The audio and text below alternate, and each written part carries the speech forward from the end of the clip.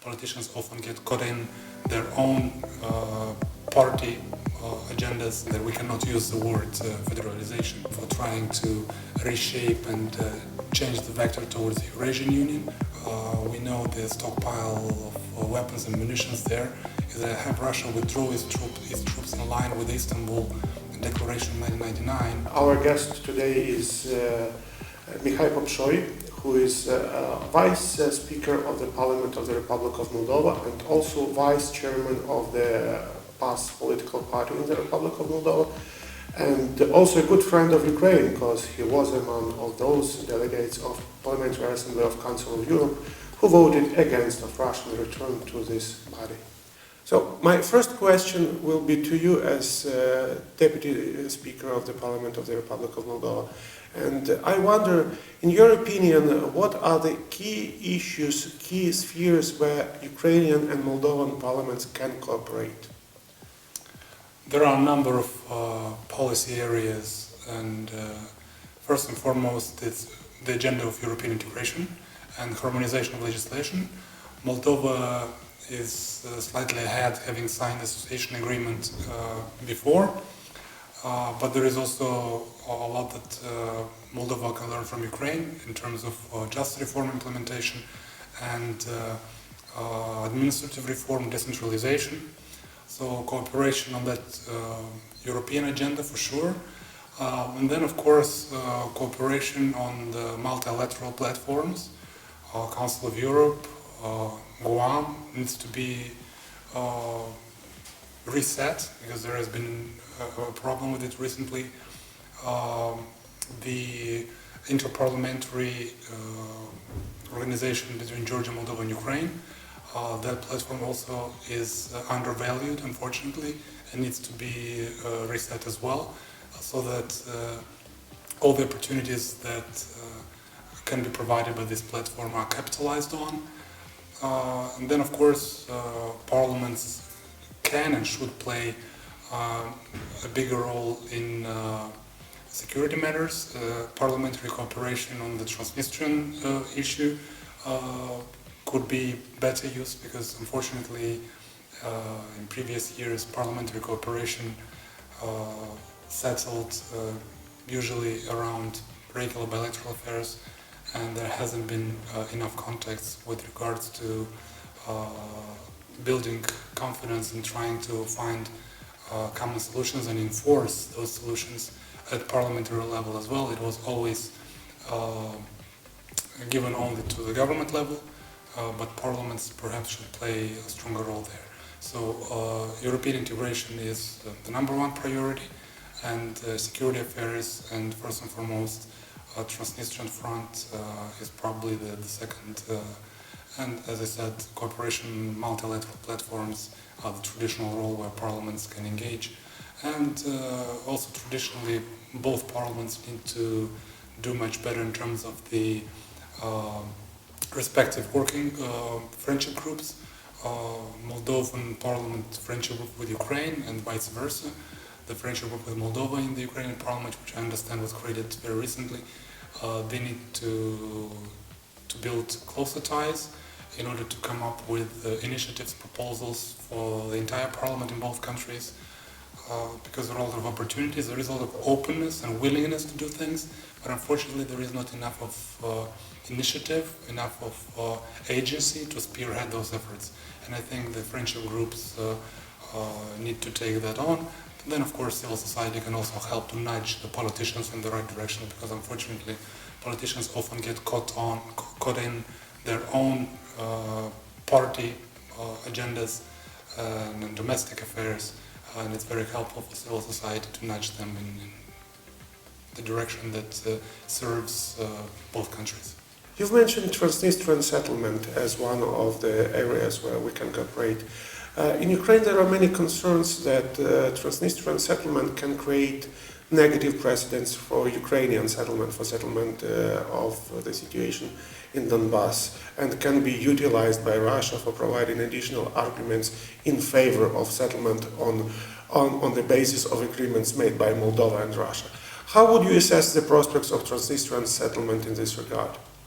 Well, first we need to acknowledge sadly, that Transnistrian conflict, or the frozen conflict that we have been witnessing for the last 28 years, has served to a large extent as a blueprint for the conflict in Donbass, which is Russia wants to freeze and then to create another Transnistria, so to say.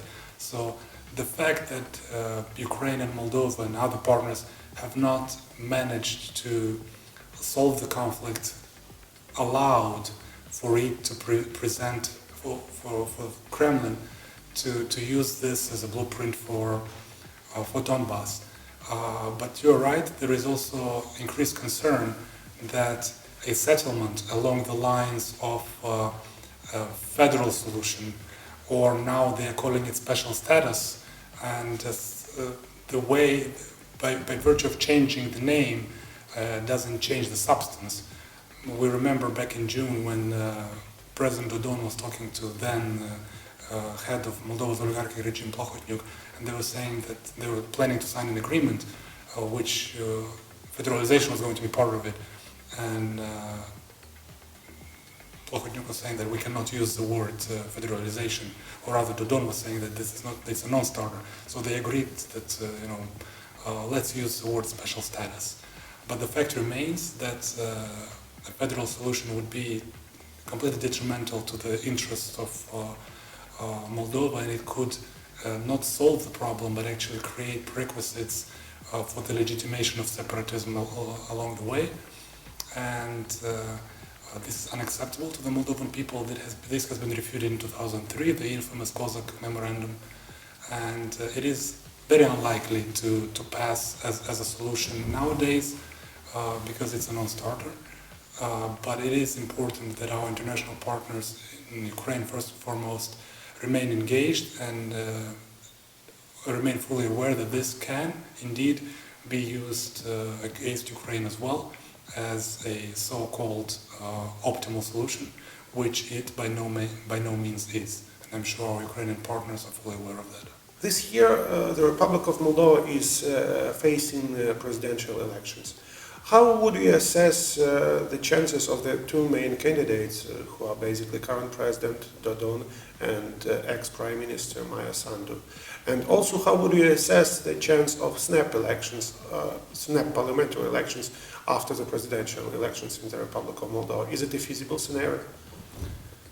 Well, luckily, the presidential elections at the end of the year are a constant. They need to take place, unless the fact that, as you said, Maia Sandu is the main contender, and even the recent polls from IRI and all the other polls indicate that she is the only candidate that has a good chance of beating Dodon, is right. But we need to work hard till the end of the year to consolidate all the pro-European center-right forces to make sure that we have a united front, because that is the only way you can create a serious challenge to President Dodon, who is trying to further entrench himself by virtue of building a media conglomerate and capitalizing on administrative resources, and potentially trying to bring in several thousand Transnistrian voters, as he and Plahotniuc did in the previous election. There are many challenges, but again, the public now is galvanizing behind the opposition candidate Maia Sandu, and I'm sure that we have a very good chance of